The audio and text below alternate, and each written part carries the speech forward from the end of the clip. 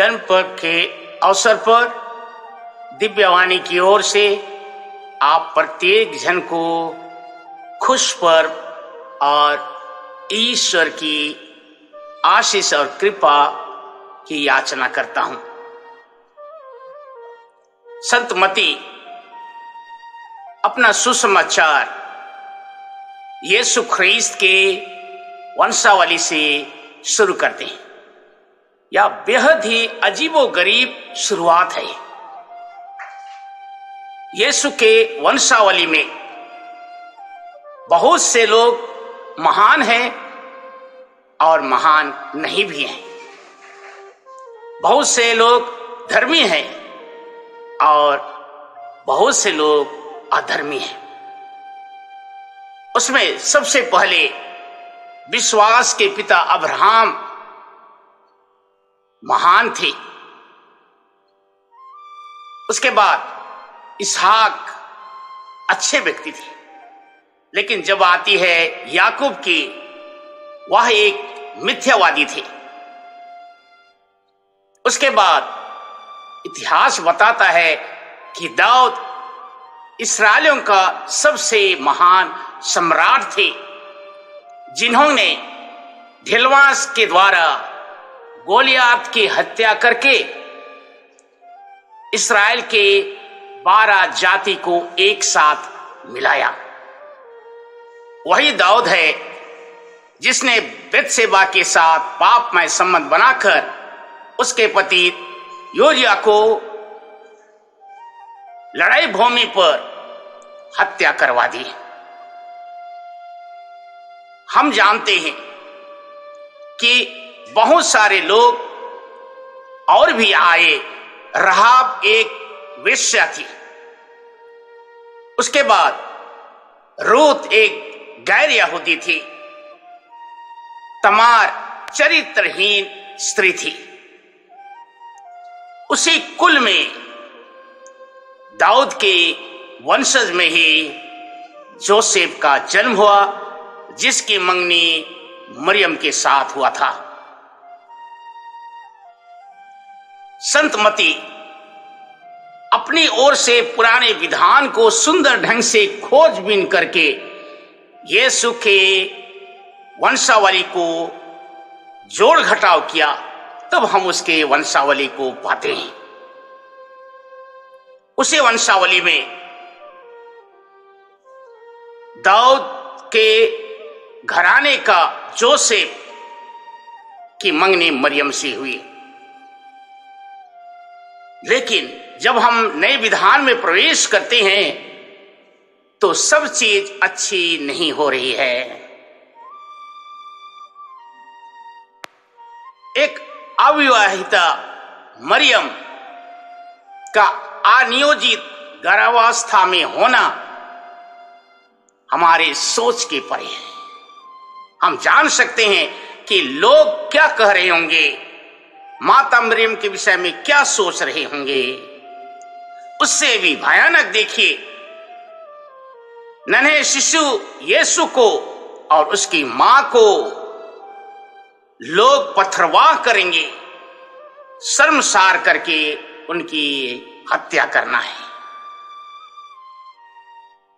बहुत ही कठिन दौर है।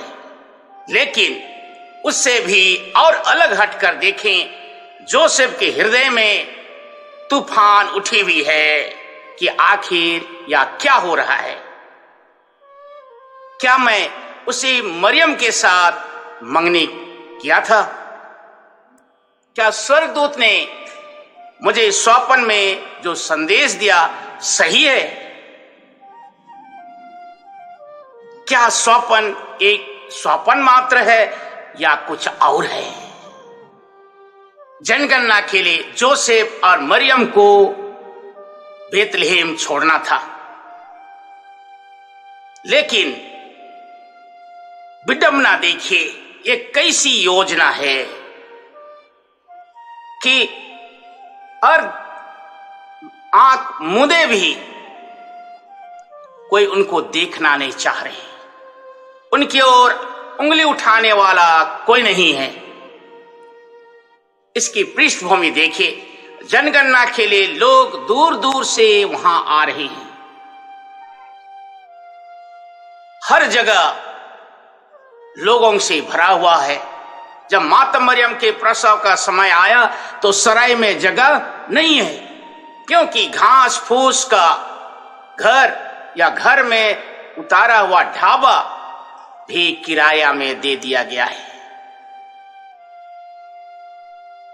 बचा गौशाला, जहां पर गाय गोबर के गंध में योसेफ और मरियम ने यीशु का स्वागत किया। बहुत अच्छी बात नहीं है। जन की खुशी पूर्ण भी नहीं हुई है, लेकिन राजा हेरोद की निरंकुशता और खून के प्यासे सैनिकों ने अबोध बालकों को कत्लेआम कर दिया।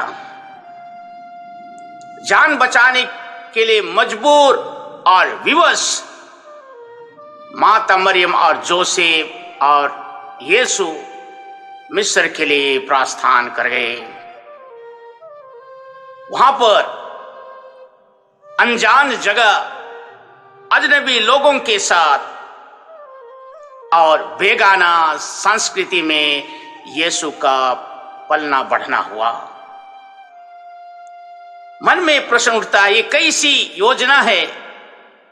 ईश्वर मानव इतिहास में अपने महान योजना के द्वारा प्रवेश करना जा रहे हैं, लेकिन बात अच्छी सुनाई नहीं देती है। यीशु ख्रीस्त अपने कुल की वेदना, दुर्दशा, असफलता, अपवित्रता, मूर्ति पूजक लोगों के बीच में जन्मे। ये कोई अच्छी योजना नहीं है। उस कुल में जन्मे जिसको लोग हर तरह से बातें करते हैं, उंगली उठाते हैं।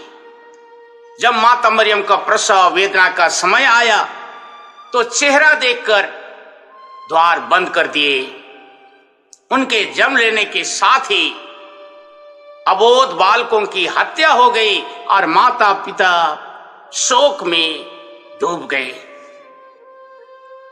यह कोई अच्छी योजना नहीं है। जब हम ईश्वर की योजना की बात करते हैं तो याद रखिए, यह बेहद ही टूटा हुआ योजना है, छिड़ी हुई योजना है, अकल्पनीय योजना है, अकथनीय योजना है, जो यीशु ख्रीस्त के वंशावली के साथ होने जा रहा है।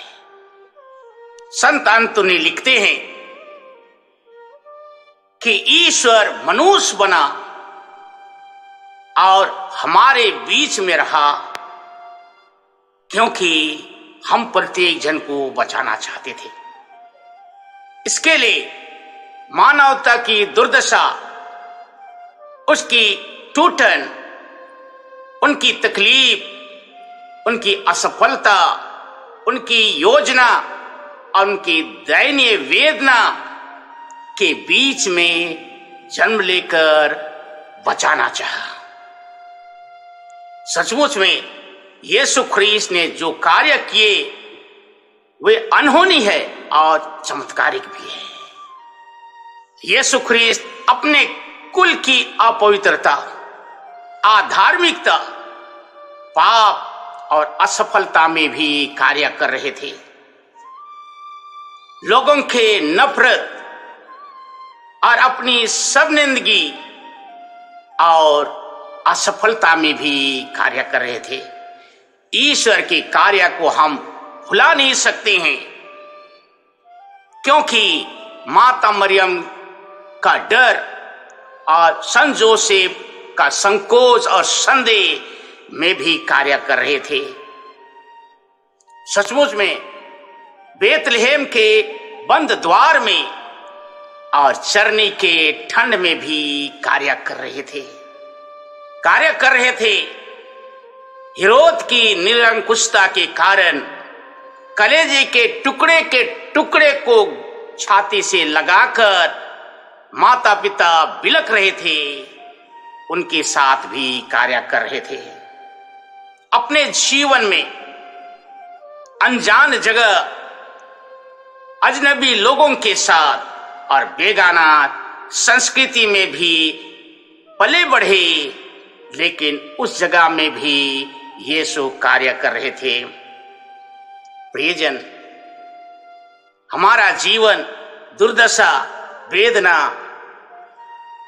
पीड़ा और पसीना से भरा हुआ है, लेकिन क्रिसमस हर व्यक्ति को आशा का संदेश देती है। संसार में चारों ओर दुर्दशा व्याप्त है, सब जगह भय और आतंक है। माता मरियम का डर और जोसेफ का संदेह और संकोच बहुधा देखने को मिलेगा। परिवार और समुदाय का टूटन से व्याप्त दुख और पीड़ा हम महसूस कर सकते हैं।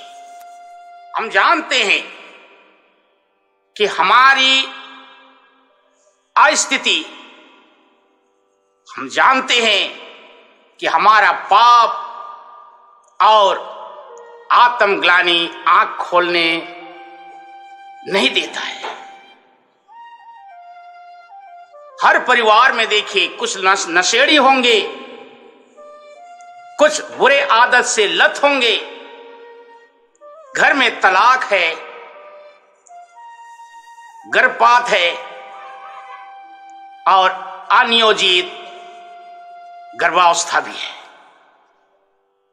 ऐसे ही हालात में,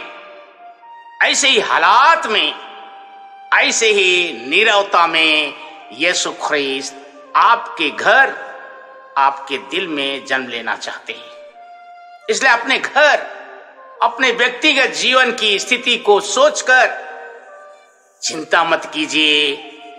जाइए, यीशु ख्रीस्त उसी अव्यवस्था में, उसी हालात में, उसी टूटन स्थिति में चरने में आपके घर में जन्म ले रहे हैं। स्वीकार कीजिए अपने को और स्वीकार कीजिए अपने हालात को। प्रभु को धन्यवाद कहिए कि इस घर को, इस दिल को ईश्वर अपने लिए चुने हैं। मैं दिव्यवाणी की ओर से, संत जोसेफ, माता मरियम और शिशु यीशु की ओर से आप लोगों को आशीर्वाद हम प्रार्थना के साथ जय यीशु खुश पर्व कहता हूं। आमीन।